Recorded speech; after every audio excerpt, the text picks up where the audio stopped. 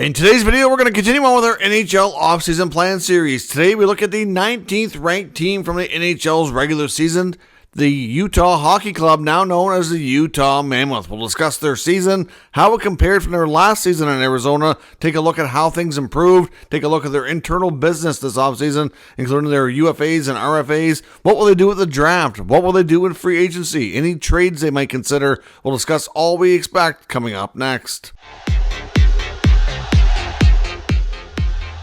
Welcome back to another video here at Top Shelf Hockey. For the first time in this series, we have a Utah Hockey Club team with a name. It's now the Utah Mammoth. Of course, so as far as what we should expect this offseason, one thing is going to be the full release of all of their team gear, jerseys, hats, and all the different things you can buy with the newly branded team name, which is certainly exciting. It's unfortunate they couldn't go with Yeti. I was really hoping for Yeti when going through this process with all the name selections, but Mammoth is a really good choice, and I think they've done a pretty good job here with the branding here so far. So we're going to recap the 24-25 regular season for the first one in the state of Utah.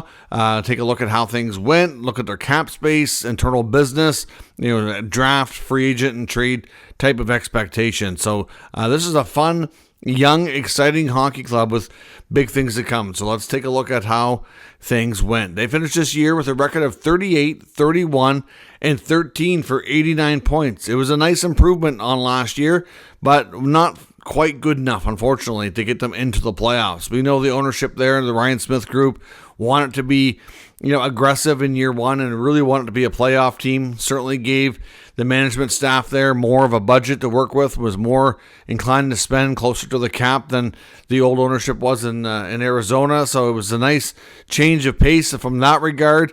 But unfortunately, with all the changes they did make, still not quite enough all the way there, but they scored 240 goals, which was 21st best. They allowed 247 for 17th best. Now, actually, their goal scoring this year was down. The year before, they scored 256, which is a 16-goal differential, but defensively, they were better. They went from 274 2 years ago down to 247 against last year, so that's a 27-goal improvement. So overall, the plus-minus was definitely trending up in the right direction. They had a really good power play this year. 24.2% was top 10 in the NHL. The PK was 79.3, which was pretty respectable as well, just above league average for 15th best. So overall, the special teams were good. The goals for was not far off from last year, and the goals against were cut down. So lots of things to like here. Obviously, all the key staff members went from Arizona to Utah, including general manager Bill Armstrong and head coach Andre Tourigny. So certainly, for the most part, lots of continuity in that sense. Goaltending, take a look at how the goalies did last year. Obviously led by Vejmelka, who they call Veggie.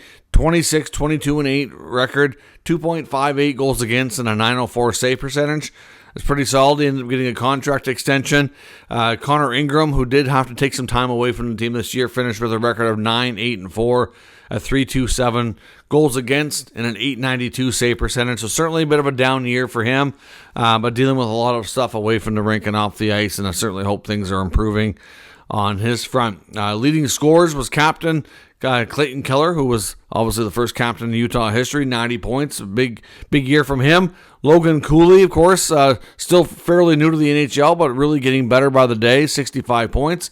Nick Schmaltz, 63 points. And Dylan Gunter kind of had a bit of a breakout year as well with 60 points, putting up a lot of goals. He was a very streaky goal scorer this year, but certainly proved to be a great piece for the team moving forward.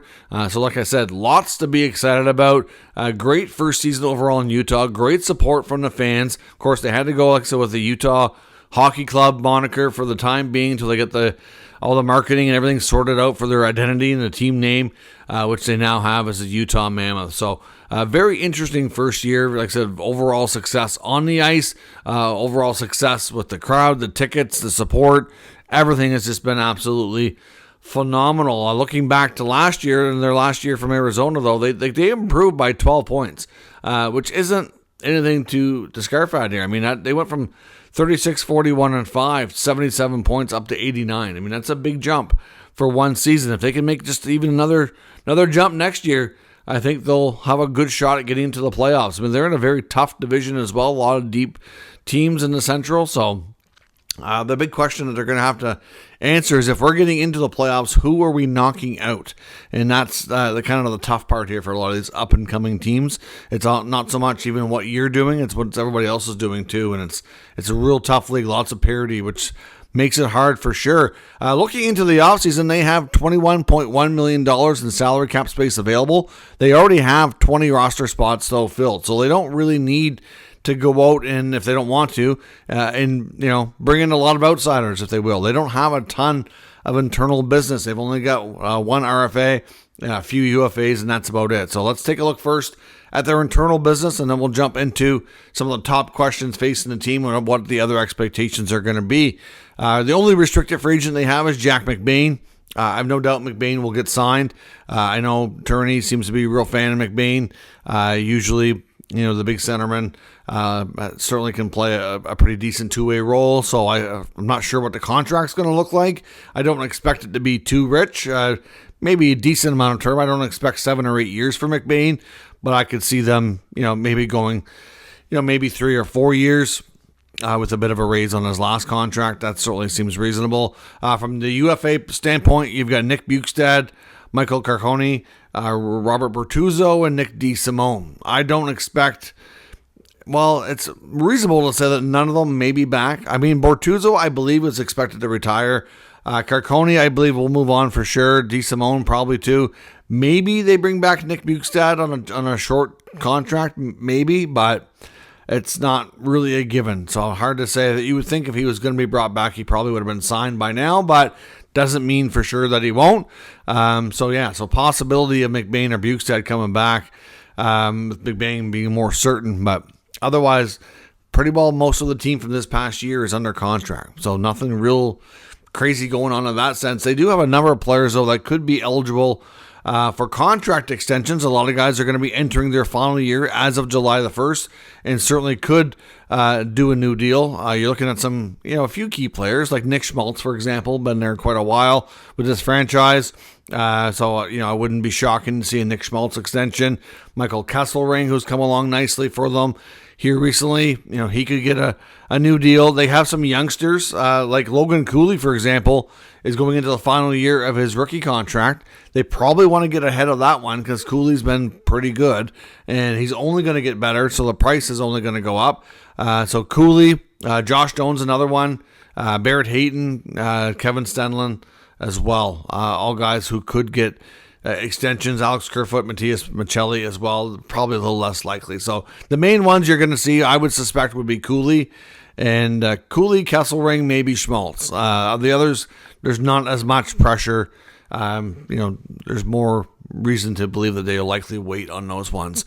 As far as the top questions facing the franchise, though, take a look at the top other items that we should expect from this team, because in all honesty, Utah could be a very interesting club. They were a big, a mover and shaker last year at the 24 NHL Draft, and there's no reason to think why they might not do the same. They had a lot of luck this year in the draft lottery, even though the odds were greatly against them.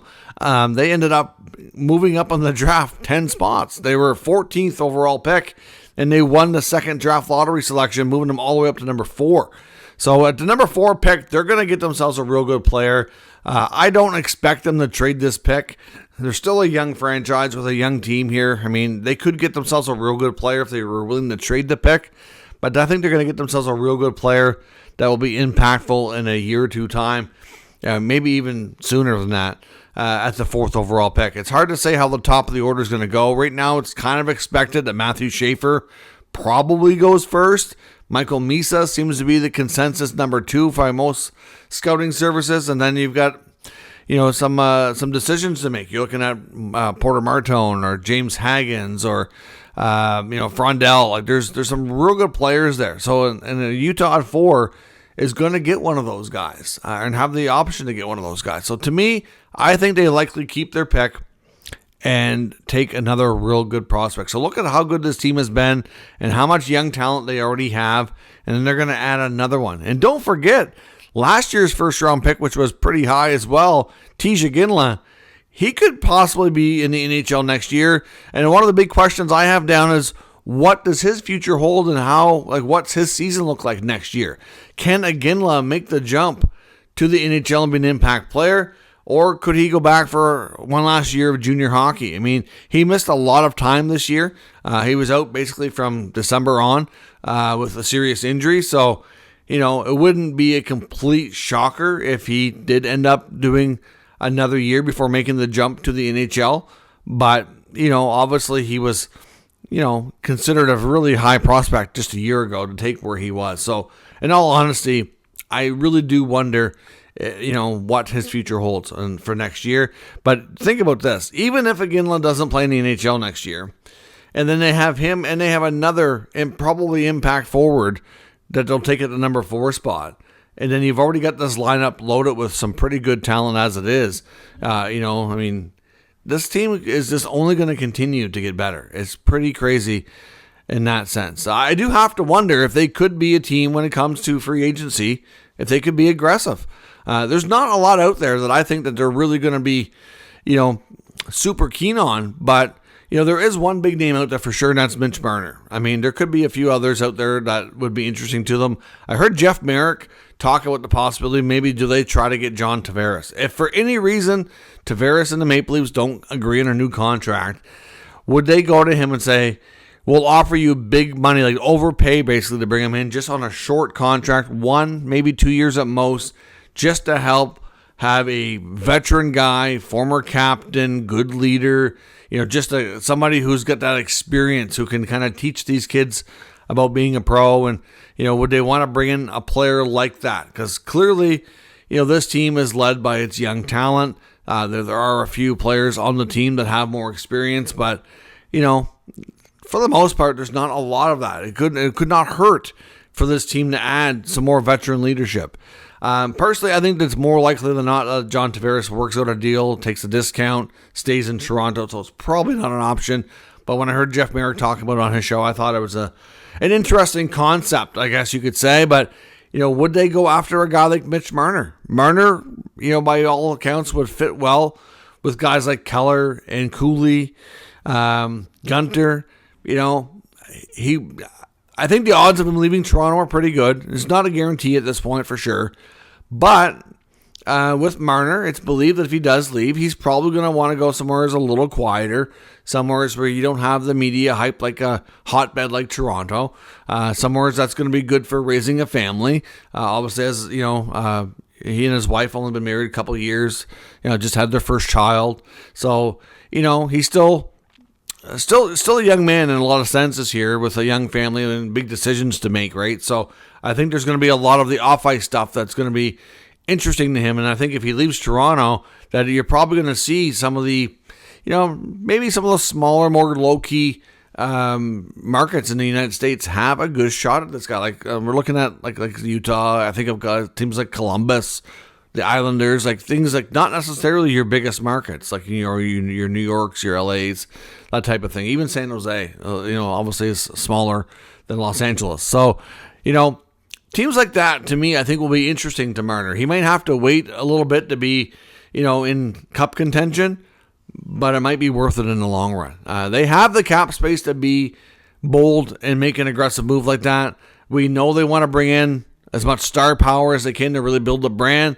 At the same time, their young guys are building their own star power too. So, I guess my only concern, with Marner in Utah is, he has achieved more on an individual basis from his, just his point totals and all the things that he does, playmaking and all that. He's achieved more than anybody else on that roster. But is it too much of the same? He's not, we've seen his struggles in the playoffs. He's not a big guy. Doesn't have that dog in him, as they like to say. I think he needs to be surrounded to have more success in the playoffs by players who do.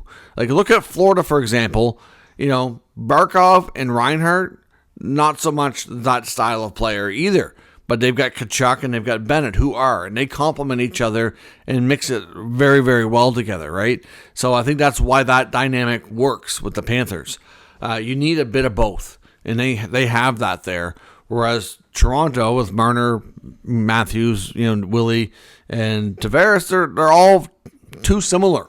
They all play too much of a similar style of game. Would Marner be the same with Utah?